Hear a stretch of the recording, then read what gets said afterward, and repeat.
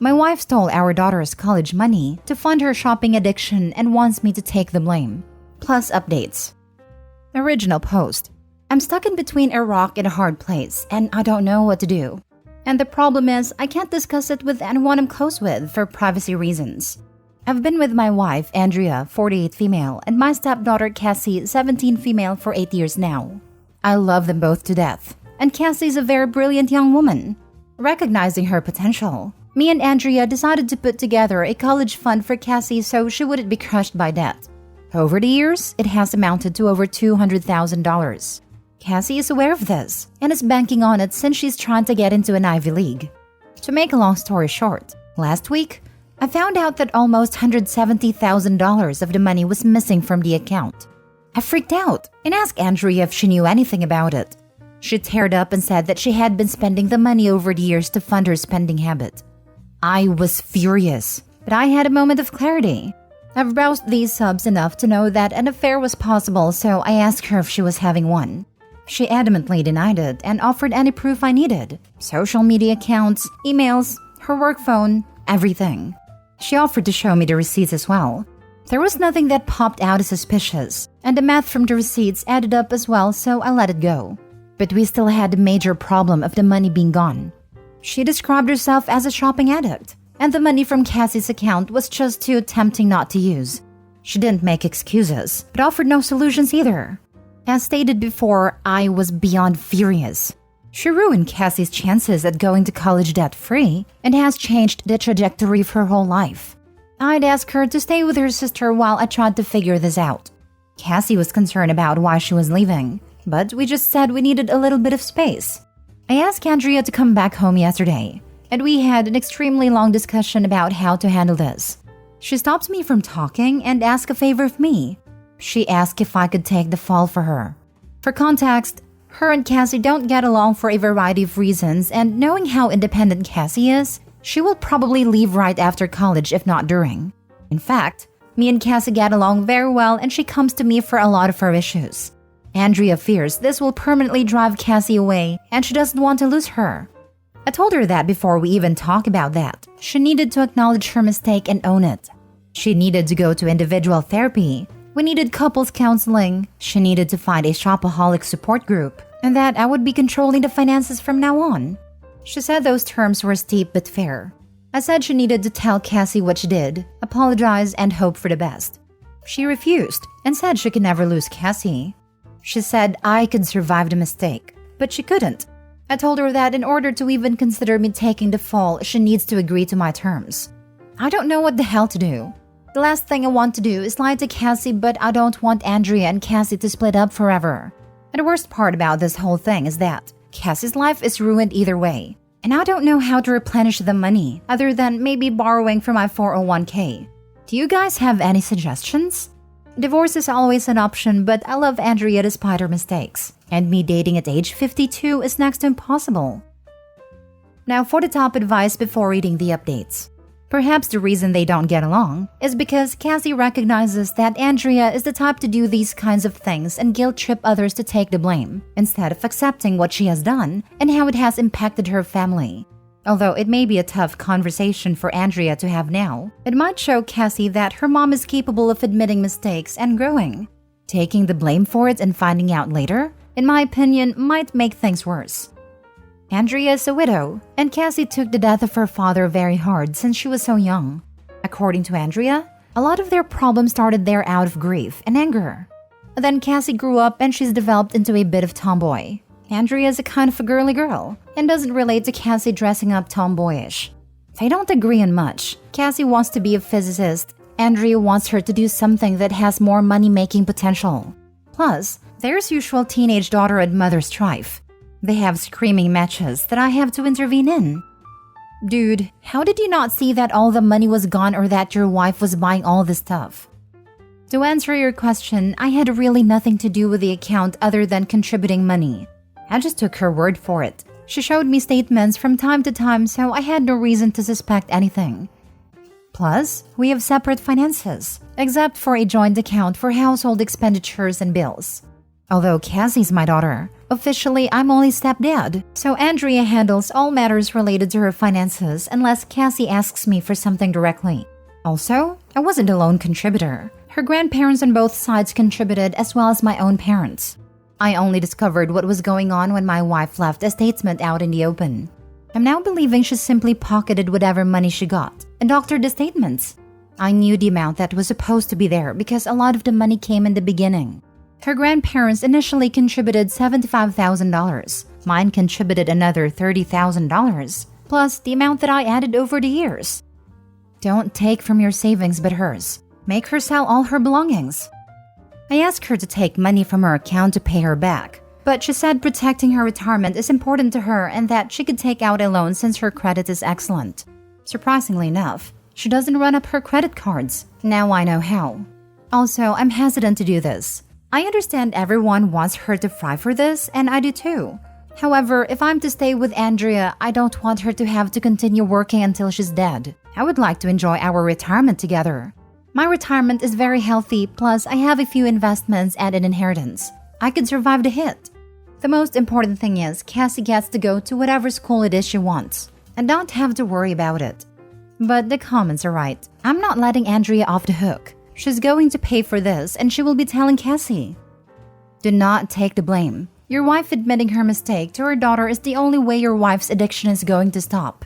If she can't admit her wrongdoings to the person it hurts the most, she can't move on from her addiction.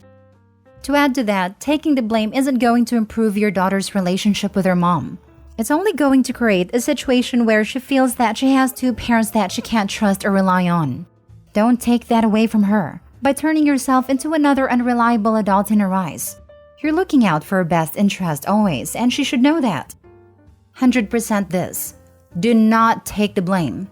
Your wife made her bed. Make her lie in it. She did this to her own flesh and blood. Don't be your scapegoat. You love Cassie and don't deserve the fallout that will occur. Now for the updates. After everyone in here knocked some sense into me, I realized I can't lie to Cassie. I love her too much, and she deserves the absolute truth, no matter how ugly and hard it is. I will be talking to Andrea and telling her that we need to tell her the truth together as a condition of us staying together, or else I will initiate divorce proceedings and tell Cassie anyway. Also, as someone suggested, I don't need her trying to flip the script on me, so I'll record our interactions going forward. Thanks. Update 2. I want to thank everyone here for really opening my eyes yesterday. You all are right. I need to put Cassie first. And like I said, I'll be telling the absolute truth. Even if she gets mad at me and disowns me, at least I'll know I did the right thing. In addition, I'm going to pay for her college myself. I can pull money from a couple of places, such as my retirement and inheritance, so it'll be okay. If I have to live a little frugally during retirement and work a few extra years, then so be it. Cassie's worth it. I honestly doubt her mother is going to sell her stuff, so that's why I'm taking this route. As for Andrea, I've been criticized for wanting to let Andrea off the hook, so to speak. But it's easy to say when really deep feelings aren't involved. That being said, I don't think I can stay with her. What she did is horrendous, and she ruined our daughter's future for addiction. We had a long discussion late last night, and I threatened divorce unless she told Cassie the truth. She begged me not to do this, but I put my foot down, and eventually she agreed, but only if I agreed not to divorce her, and I helped to repair their relationship. I likely won't be doing either. She made her bed, so she can sleep in it. Now for the second story. I killed my dad and I don't regret it. Plus update. I, 27 female, never really had a great relationship with my dad, 55 male. When I was 6 years old, him and my mom went through a nasty divorce. It was so bad my mom had resorted to substances to help cope. It got so bad that she overdosed and had to go to rehab, and I was forced to live with my dad. For the first couple of years, it was great. I was his only child, so I was really spoiled. And it was like that until I turned 9 years old and my dad met his now wife we're gonna call Sherry. I never liked Sherry because I felt like she was trying to steal my dad away from me. Whenever I had a school function, I wanted my dad to come. Sherry always kept him from coming. I ran track and played soccer, and my dad used to always come to my little peewee games, but when Sherry came, it was he had something better to do. Sherry also has kids herself. She has 2 sons and a daughter. I kind of enjoyed having other kids in the house. because being an only child did get boring. I got along great with her kids. Me and her daughter was the same age, and her sons were 2 years older than us, twins. As I grew up, my dad started to grow further apart from me and got closer to Sherry's kids. He would go to school functions, games, recitals, parent-teacher conferences, anything that included parents. He would always show up for Sherry's kids and nothing for me. It gotten so bad that we had to have a meeting with my dad and a guidance counselor because she noticed how my grades would start to slip and how I never participated in anything anymore. And wouldn't you guess it, my dad didn't even show up to the meeting. I started to slowly hate my dad after that and wouldn't even try talking to him anymore. The breaking point for me was my 15th birthday. I'm Colombian, and everyone knows that in the Latin community, the 15th birthday is the most important day for a little girl. During my birthday month, my dad actually started to acknowledge me and we started to plan my quins. And I was the happiest I've been in years. We picked out the venue, my dress, the song me and dad were gonna dance to. We sent out invites, picked out decorations. Everything was going great until a week before the party. Everything was paid for. People already RSVP'd and everything was set in stone. Until my dad announced that we were going on a vacation the day of my quins. I asked him about my party and he said he canceled it and wanted to go on vacation instead. I pretended to be okay with it and said okay and asked where we were going. Then Sherry laughed and said that I wasn't going with them and that I was going to stay with my grandma instead. After that day, I just decided to give up on any kind of relationship me and my dad could possibly have. I had no more birthdays, no Christmas gifts, and basically had to fend for myself, which was crazy because my family was rich and was really well off. I had to get a job in order to get new clothes and shoes, hygiene stuff, hair care products, etc. When I turned 18, I moved out and went to live with my grandma and cut off all communication with my dad and his family. I graduated high school and went to college for orthodontics. Years went by and I never spoke to my dad or heard any news about him or his family until I got a call from a hospital.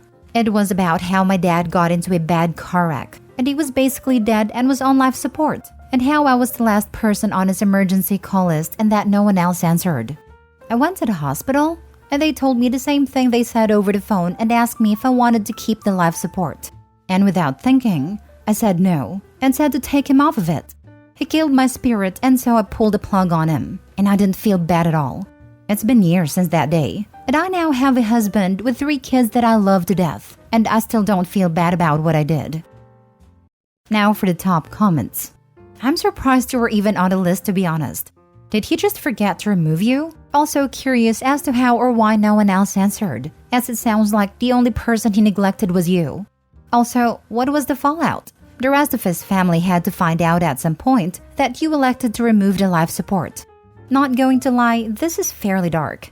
If he had a DNR, or the doctor said he had no hope, / was going to be a vegetable, then by all means cut it off and walk away. But was that even the case? It sounds like you still have some demons inside you that needs exorcising. You may want to talk to someone about that. To answer your question, to my knowledge, my dad had only 2 people on as emergency contact list, his mom and aunt. My grandmother died a few months before his car wreck, and my aunt was on vacation around that time. I was kind of surprised myself to find out that I was also on the list. Also, he was basically left brain dead after the car wreck, and there was really nothing they could have done. That makes more sense then. Also, he clearly never bothered to update that list, as not even his wife was on it, assuming they were even still together or not in the same car. The worst you did was to deny anyone who did care about him the chance to say goodbye, which if the way he treated you was any indication, it probably wasn't many. Keep trying to live your best. You may also want to edit in that point so people don't think you're some kind of sociopath. So what had happened to Sherry and her kids? Why weren't they on the list? What was their response to the decision? My dad had a will and got Sherry's kids' trust funds and left some money for Sherry in the house and split up everything else among some family members. I honestly don't know why they weren't on the list.